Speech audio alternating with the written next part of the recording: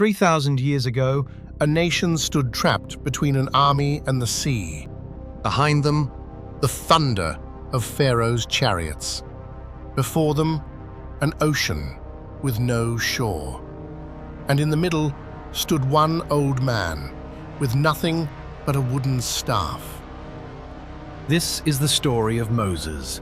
And the day the waters obeyed. Moses. And the Red Sea.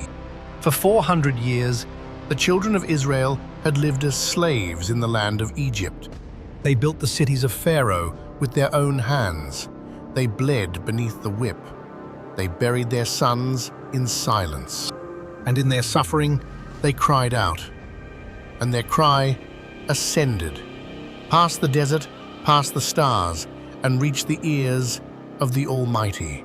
Far from Egypt, in the wilderness of Midian, a shepherd tended his flock. His name was Moses, once a prince, now an exile, 80 years old and forgotten by the world. But he was not forgotten by God. On the slopes of Mount Horeb, a bush burst into flame and was not consumed. And from within the fire, a voice spoke his name. Moses, Moses, I have seen the affliction of my people. Go and bring them out of Egypt. And so the shepherd returned. He stood before the throne of Pharaoh, staff in hand, and spoke the words that would shake an empire. Let my people go. Pharaoh laughed. And then the plagues began. The Nile turned to blood, frogs, lice, flies, boils, hail, locusts, a darkness that could be felt, and at last, the death of every firstborn son in the land of Egypt. And in the ashes of that terrible night, Pharaoh broke. Go, he said, take your people, take your flocks. Only go. And so they went. 600,000 men, and their wives, and their children, and their cattle, a river of souls pouring out of bondage. They carried the bones of Joseph. They carried unleavened bread on their backs. They carried 400 years of sorrow, and the fragile, trembling hope of freedom. And the Lord went before them. By day, a pillar of cloud, tall as a mountain, leading them through the wilderness. By night, a pillar of fire, burning above the camp, that they might walk in its light. For the first time in living memory, Israel was free. But back in the marble halls of Egypt, Pharaoh's grief turned to rage. His slaves were gone, his kingdom was hollow, and his heart grew hard as stone. What have we done? He cried, that we have let Israel go from serving us. He called for his chariots, 600 of them, the finest in all the world.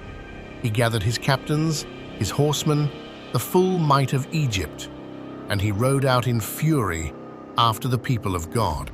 The Israelites had come to the edge of the Red Sea. Mountains rose on either side. Deep water stretched before them. There was no road forward and no road back. And then, on the horizon, they saw it. A cloud of dust, a glint of bronze, the rolling thunder of hooves and wheels. Pharaoh had come. Terror swept through the camp. Mothers clutched their children. Warriors dropped their spears. Every eye turned to Moses, and every voice cried out in dread. Were there no graves in Egypt, that you have brought us out to die in the wilderness? Better to serve Pharaoh than to perish here. But Moses did not tremble. He lifted his voice above the wailing, and he spoke words that have echoed down the ages. Fear not, stand still, and see the salvation of the Lord. The Egyptians whom you see today, you shall see them again no more, forever. Then the pillar of cloud moved. It rose behind the camp and stood between Israel and the armies of Egypt. Darkness to their enemies, light to the children of God. And Pharaoh's charge was halted, And Moses, turned toward the sea. the old prophet, stepped to the water's edge. He raised his staff, the same staff that had struck the Nile, the same staff that had summoned the storms. And he stretched it out. Over the deep, a wind rose, not a common wind, but a mighty east wind, sent from the throne of heaven itself.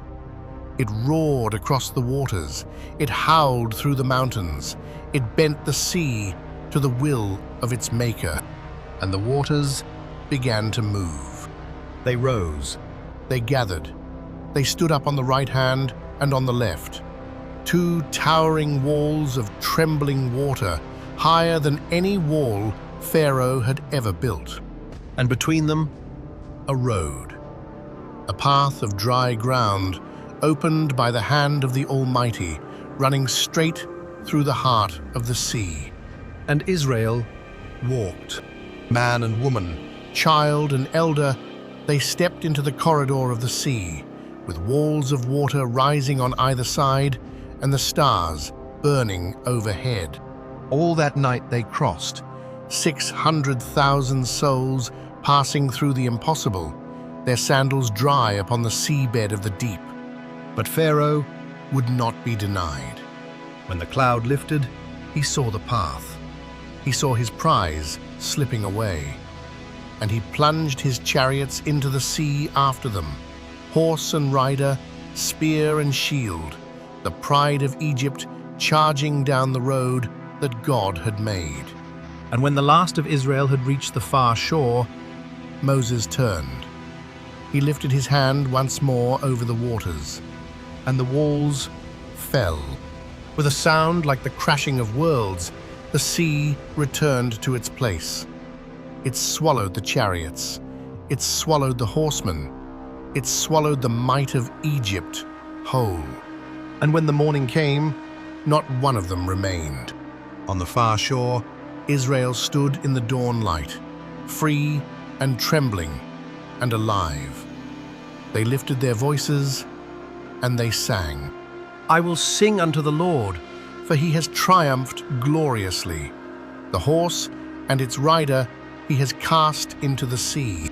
And so it was written. And so it is remembered. The day the waters obeyed, and a nation was born from the deep.